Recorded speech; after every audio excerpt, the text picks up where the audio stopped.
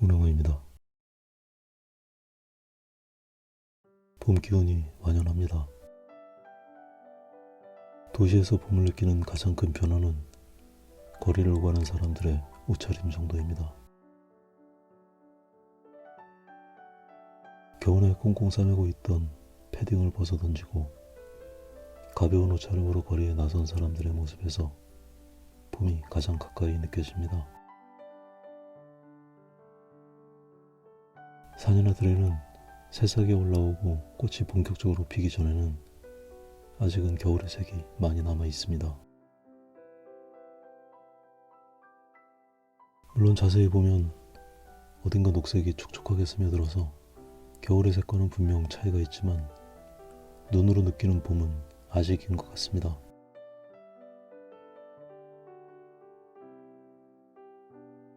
잿빛 스케치에 아주 옅은 녹색 물감이 살짝 스친 정도로 느껴질 뿐입니다. 아마도 따뜻한 햇살이 공기를 조금 더 데워주고 봄비가 몇 번 더 내리면 회색 스케치가 모두 사라지고 녹빛이 두터워지는 풍경으로 변할 것입니다.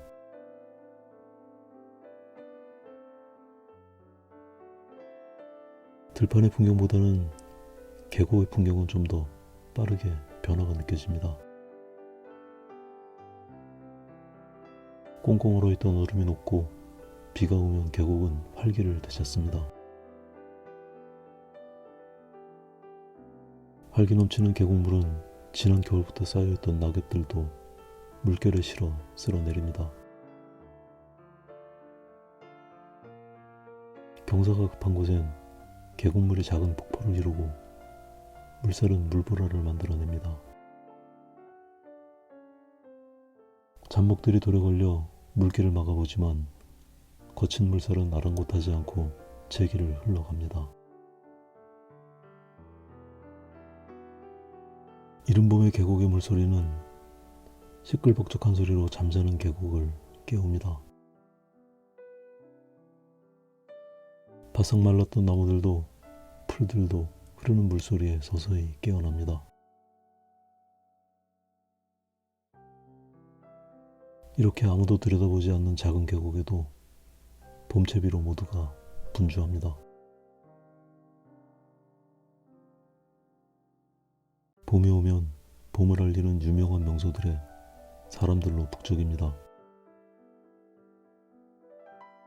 심지어 명소마다 벚꽃이 올라오는 날짜를 알려주는 소식을 뉴스에서 듣기도 합니다.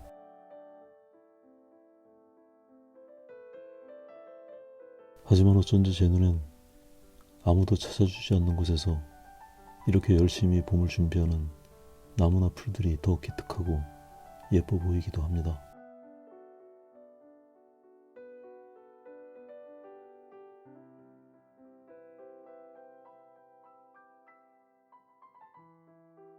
이른 봄의 계곡엔 숲그늘이 적습니다. 나뭇잎이 계곡을 덮을 만큼의 그늘을 만들어내지 못했기 때문입니다.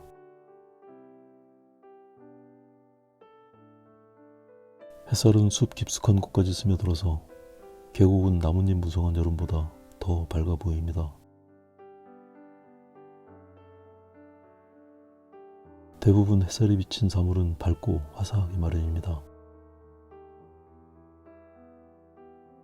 하지만 햇살이 가려지지 않은 나무들은 왠지 앙상함을 들킨 것처럼 드러나 보입니다.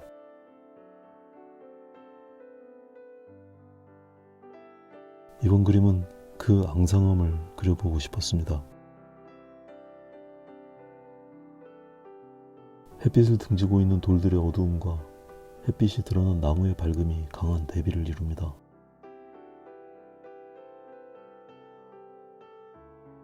돌들 틈으로 흐르는 거친 물살이 만든 물보라가 햇빛에 반짝입니다.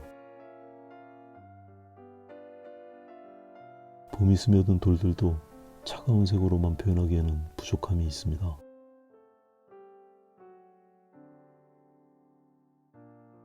최대한 다양한 색으로 봄을 앞두고 있는 계곡의 느낌을 표현해 보려고 합니다.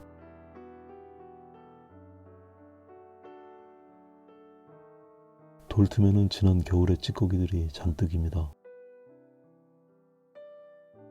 그 자질구레한 표현들도 생략할 수는 없습니다. 이 몽툭한 오일 파스텔로는 아주 번거로운 작업이기는 하지만 인내심을 가지고 표현을 해주어야 할 것들입니다. 거친 돌들의 표면과 잔목들, 그리고 그 틈으로 오르는 불의 작은 면적이 뒤엉켜서 아주 자질구레하고 복잡하게 어우러져 있습니다. 눈에 보이는 모든 걸 그려주는 것보다 이 사물이 엉켜서 있는 복잡한 느낌을 표현하는 게 중요합니다.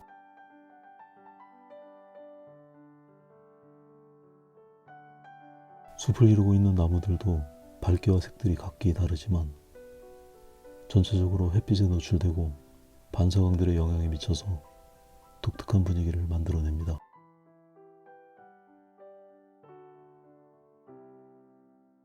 극히 일부분을 제외하고는 나무가 가진 고유의 색을 잃고 있습니다.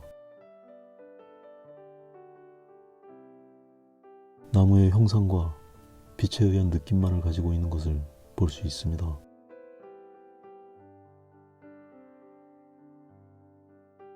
그 형상들의 밝고 따뜻한 색을 입혀서 봄의 햇살을 표현합니다.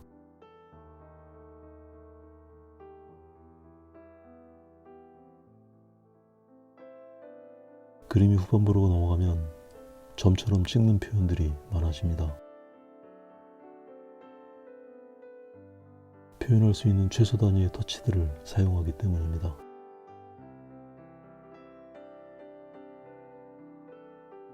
때로는 그 점보다도 더 작은 표현을 해야 하는 경우들도 있습니다.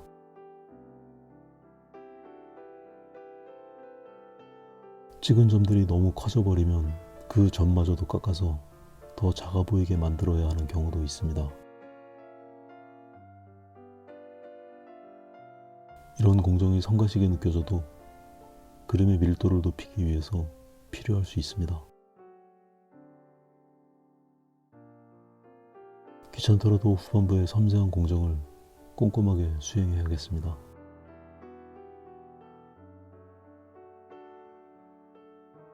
오늘은 여기까지 하겠습니다.